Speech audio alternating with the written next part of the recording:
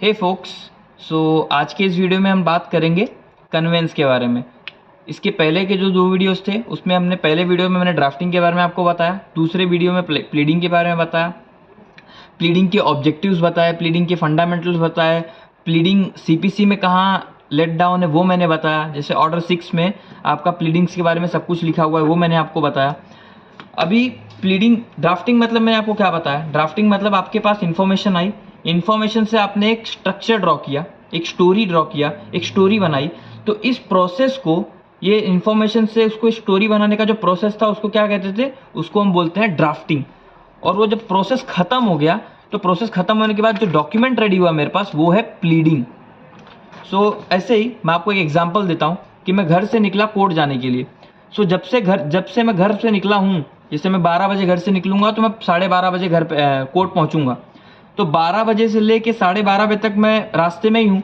तो उस रास्ते में जब तक हूँ तब तक उस प्रोसेस को क्या रहेगा, वो गोइंग है, तब तक मैं जा रहा हूँ। अगर मुझे किसी ने पूछ लिया कि कहाँ हो तो मैं बोलूँगा आई एम गोइंग। सो वो प्रोसेस क्या रहेगा तब तक वो गोइंग होगा। जब मैं कोर्ट पहुंच जाऊंगा तब मैं उनको गोइंग हटा के मैं वो रीच कर दूंगा। तो ऐसा ही है, गोइंग मतलब ड्राफ्टिंग, रीच्ड मतलब प्लीडिंग। अब कन्वेंस क्या होता है, कन्वेंस के बारे में पढ़ते हैं। So conveyance nothing but a legal document. जैसे कि conveyance is nothing but a document in writing between the vendor, seller, transferor and the purchaser slash transferee, evidencing the transfer of right, title and interest in the movable or immovable property in favor of the purchaser और transferee। इसका मतलब क्या है, convince सिर्फ उतनी सी चीज़ है, एक legal ऐसा डॉक्यूमेंट है, जैसे किसी ने किसी से कुछ खरीदा तो उस खरीदने के बाद में, खरीद तो लिया उन्होंने, पैसे वैसे दे दिए, अब उस प्रॉपर्टी का, पर्टिकुलर प्रॉपर्टी का राइट, टाइटल और इंटरेस्ट किसके फेवर में होना चाहिए, जिसने खरीदा। पहले अगर मैं बेचने वाला हूँ तो पहले मेरे फेवर में था, आज तक मेरे फेवर में था, आज मैंने किसी को बेच दिया तो अब मुझे उसको कन्वेंस तो देना पड़ेगा ना। वो चीज़ मुझे कन्वे करना पड़ेगा। कन्वे क्या करना पड़ेगा, मैं आपको समझाने के लिए बता रहा हूँ। अब कन्वे कैसे करेंगे, हम कन्वेंस देंगे उसको। कन्वेंस मतलब जो इस पर्टिकुलर प्रॉपर्टी का राइट था, जितने भी राइट्स थे, राइट्स जितने जो मेरा टाइटल था इस प्रॉपर्टी का, जो टाइटल है, इंटरेस्ट, ये सारी चीज़ें, मतलब इससे जो भी प्रॉफिट वगैरह होने वाला है, XYZ जो चीज़ें हैं वो मुझे ट्रांसफ़र करने की पड़ेगी किसको, जिसने मुझसे ये प्रॉपर्टी खरीदी है। अगर मुझसे कोई प्रॉपर्टी खरीदता है तो उसको मुझे कन्वेंस देना पड़ता है। कन्वेंस इन द सेंस उस प्रॉपर्टी से रिलेटेड जितनी भी चीज़ें हैं अब मुझे वो चीज़ ट्रांसफ़र करनी पड़ेगी, क्योंकि अब किसी ने मुझसे ये प्रॉपर्टी खरीद ली है। सो कन्वेंस का मतलब आपको क्लियर हो गया। कन्वेंस का मतलब, जैसे फॉर एन एग्जांपल मैं आपको एक एग्जांपल देता हूँ। समझ लो, अगर आप जो सोसाइटी में रहते हो, मुंबई की बात कर रहा हूँ मैं, अगर ये सोसाइटी है कोई आपकी और वो सोसाइटी रीडेवलपमेंट के लिए जाना चाहती है। अब सोसाइटी कंडीशन ख़राब हो गई है, उसको रीडेवलप करना पड़ेगा। तो अब रीडेवलपमेंट करने के लिए क्या करना पड़ेगा, पहले मुझे उस सोसाइटी का, उस पर्टिकुलर ज़मीन का, उस पर्टिकुलर प्लॉट का मुझे राइट, टाइटल और इंटरेस्ट जो है ना वो मुझे ट्रांसफ़र करना पड़ेगा इन फेवर ऑफ डेवलपर।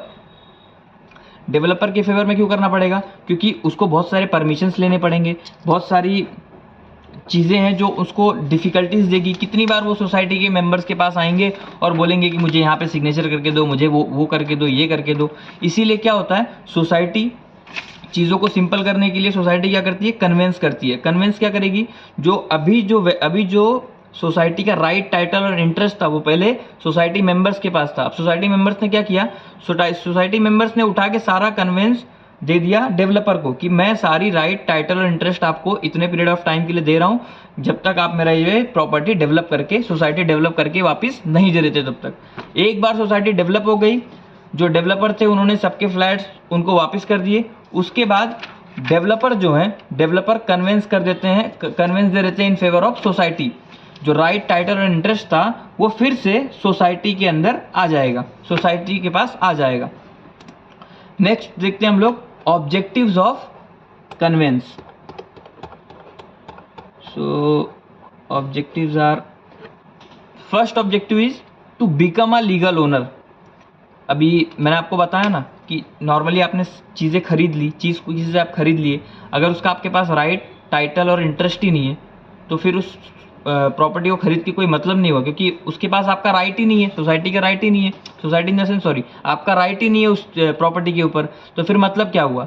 तो लीगल ओनर बनने के लिए आपको कन्वेंस लेना पड़ता है या फिर देना पड़ता है। सो पढ़ते हैं, to become a legal owner any movable और non immovable property ownership is defined is identified on the basis of title document. For example, immovable properties are recorded and identified on the basis of survey number, hissa number, city survey number and such other identity mark in government records. मतलब जो immovable properties होती हैं उनको define कैसे किया जाता है? या तो उस प्रॉपर्टी का पर्टिकुलर प्रॉपर्टी का कोई सर्वे नंबर होता है, कोई हिस्सा नंबर होता है। जैसे ये प्रॉपर्टी, ये पूरा एक प्रॉपर्टी, ये एक प्लॉट है। अब ये प्लॉट पे एक, अब जैसे यहाँ पे देखो आप, ये प्लॉट है तो ये प्लॉट का एक पर्टिकुलर नंबर होगा कि इसका सर्वे नंबर ये है, इसका हिस्सा नंबर ये है। वो चीज़ें मेंशन की होती है। क्यों? क्योंकि गवर्नमेंट को भी तो पता चलना चाहिए कि कौन से प्रॉपर्टी का क्या नंबर है, मतलब उनको पता होना चाहिए ना। उनके पास, गवर्नमेंट के पास जो मैप होता है उसमें सब सर्वे नंबर और हिस्सा नंबर लिखा होता है। गवर्नमेंट के रिकॉर्ड में सारी चीज़ें होती हैं।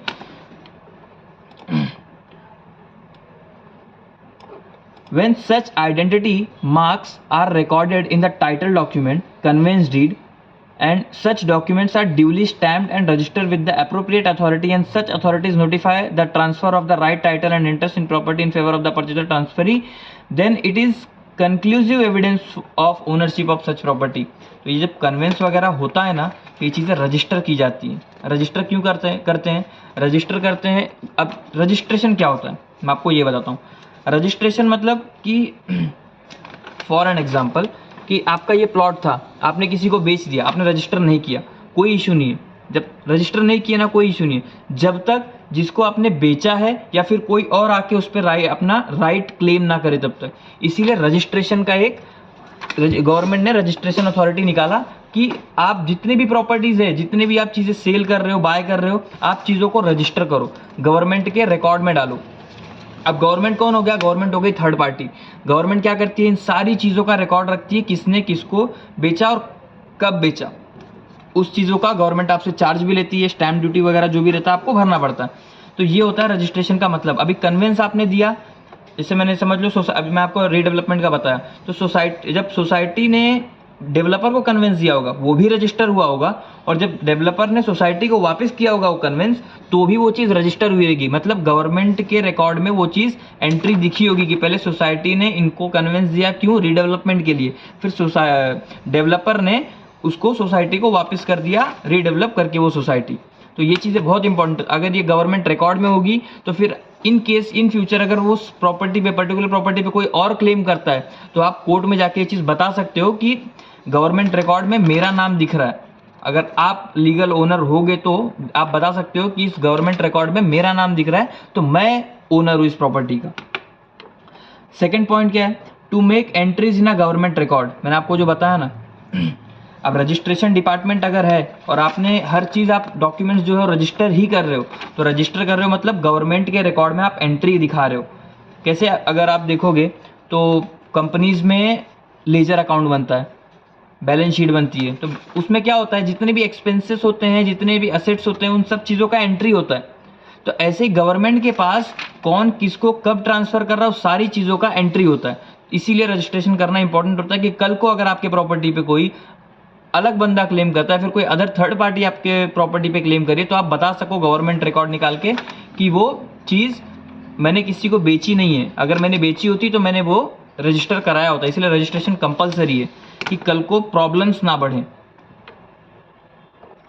तो पढ़ते हैं, when the property transactions are recorded in the government records it becomes conclusive evidence. मैंने आपको जैसे बताया ना कि आप कोर्ट में जाके बोल सकते हो, ये कंक्लूसिव ऑथेंटिक चीज़ है। ये ऑथेंटिक, अगर आप गवर्नमेंट से उसका सर्टिफाइड मांगोगे, उसका सर्टिफाइड कॉपी निकालोगे, तो ये ऑथेंटिक पेपर रहेगा। कोर्ट में आप दिखाओगे तो कोर्ट में इसको एज अ एविडेंस डाल सकते हो गवर्नमेंट रिकॉर्ड को आप। सो when the property transactions are recorded in the government records it becomes conclusive evidence of ownership of property. To make entries in a government records a conveyance deed has to be executed as explained above. For example, property card, 712 extract, ledger, mutation entry, 612 ledger extract, ये सब चीज़ें होनी चाहिए। मैं basically वही है कि आप चीज़ें रजिस्टर करो, और आप जो कन्वेंस देते हो जब भी, तो वो भी आप चीज़ों को वो भी आप रजिस्टर करके ही दो। सेल करते हो तो भी आप रजिस्टर करके ही करो। हर चीज़ गवर्नमेंट अथॉरिटी के पास में रजिस्टर, उनके रिकॉर्ड में एंट्री करा के ही करो। थर्ड पॉइंट क्या है, to have free and marketable title. जैसे मैंने आपको बताया ना, अगर आपके फेवर में कन्वेंस किसी ने दे दिया, जैसे सोसाइटी के फेवर में कन्वेंस दे दिया डेवलपर ने, डेवलप करने के बाद में, तो अब वो सोसाइटी के ऊपर है, वो राइट टाइटल जो इंटरेस्ट है ना, वो सारी चीज़ें सोसाइटी के पास आ गई। अब उससे फ़ायदा होगा तो सोसाइटी को फ़ायदा होगा, नुकसान होगा तो सोसाइटी को होगा, उसमें डेवलपर को कुछ लेना देना नहीं है।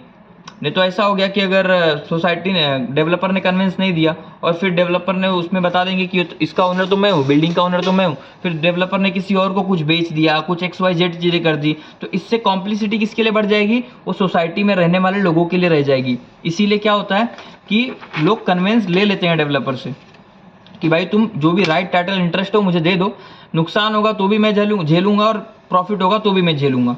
इसके लिए वो चीज़ें होती है।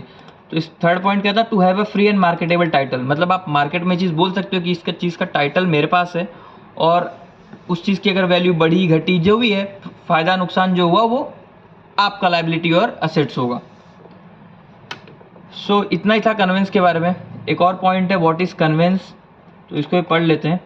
Convince is the term that refers to the act in which the ownership of a property is transferred from one person to another. It is a legal document that is made when transferring the said ownership from the seller to buyer. You can also say that conveyance is a contract under which seller and buyer are bounded to stand by their commitments. The legal contract, lease, title or deed can be transferred to as an instrument of the conveyance which is used to solidify the deals made between the buyer and the seller.